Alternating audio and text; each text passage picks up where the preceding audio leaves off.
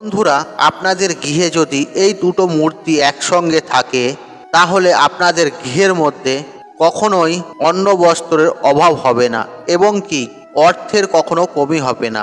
তাছাড়াও জীবনে সুখ শান্তি সমৃদ্ধি বজায় থাকবে, জীবনে কখনো দুঃখ কষ্ট আসবে না।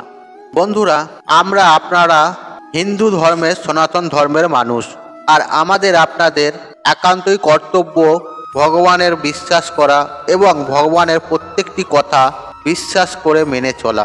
তাই বন্ধুরা, সারাদিন ঈশ্বরের নাম ধ্যান জপ করা এবং ঈশ্বরের প্রতি বিশ্বাস। চলুন বন্ধুরা, ভিডিওটি শুরু করা যাক। তবে ভিডিওটি শুরু করার আগে আপনাদের অনুরোধ করব, আপনারা ভিডিওটি মনোযোগ সহকারে শেষ পর্যন্ত দেখুন এবং ভিডিওটি দেখে উপকৃত পেলে ভিডিওটিতে একটি লাইক দেবেন, একটি কমেন্ট দেবেন, একটি শেয়ার দেবেন এবং বন্ধু বান্ধবের আত্মীয়জনদের সাথে শেয়ার অবশ্যই করবেন।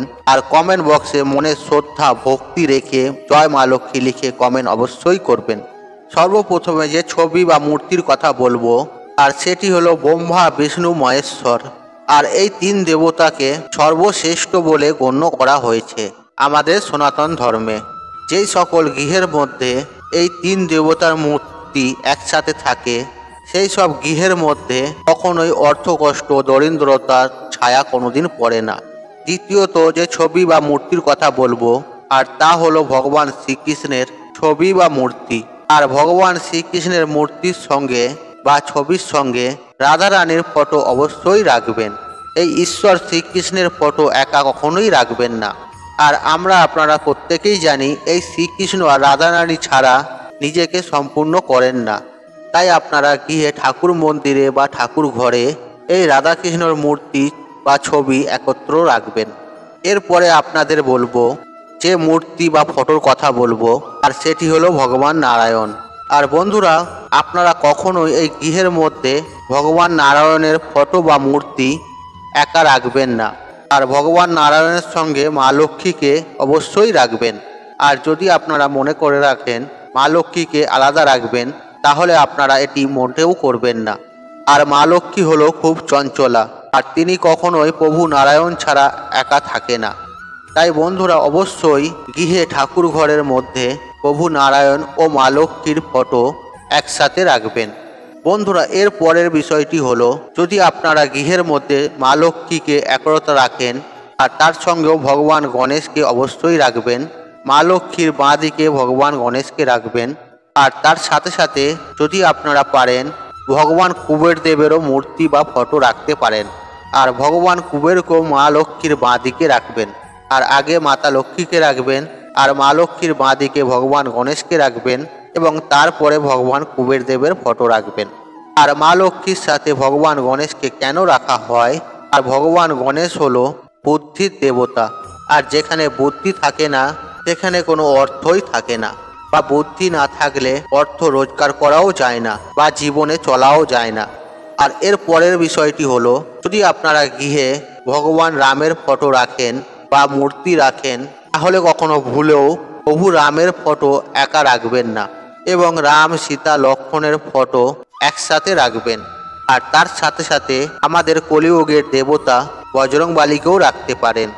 এরপর বলবো কোন দেবদেবীর ফটো বা মূর্তি আপনারা কটা করে রাখবেন। প্রথমত, আপনারা যদি শিবলিঙ্গ রাখেন এক আঙুলের বেশি শিবলিঙ্গ রাখবেন না, বড় কখনোই শিবলিঙ্গ রাখবেন না। আর শিবলিঙ্গ একটি রাখবেন, একটির বেশি দুটি রাখবেন না। এর পরের বিষয়টি বলবো, ভগবান গণেশের ফটো বা মূর্তি ঠাকুর ঘরে কখনোই একটার বেশি রাখবেন না। যদি আপনাদের ঠাকুর ঘরে মা দুর্গার ফটো বা মূর্তি থাকে তাহলে কিন্তু দুটো রাখবেন, দুটোর বেশি কিন্তু রাখবেন না। আর ঠাকুর ঘরে মাতা পার্বতী, শিব এবং ভগবানের গণেশের একত্রতে ফটো রাখবেন। মহিষাসুরকে বধ করেছে এরকম মূর্তি বা ফটো ঠাকুর ঘরে রাখবেন না বা রাখার চেষ্টা করবেন না।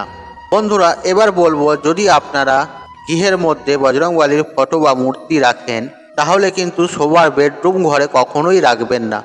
আর হনুমানজির ফটো সবসময় গৃহের ঠাকুর ঘরে রাখবেন, কারণ হনুমানজি হলেন ব্রহ্মচারী, শুধুমাত্র মা সীতার ও রামের আরাধনা করেছিলেন।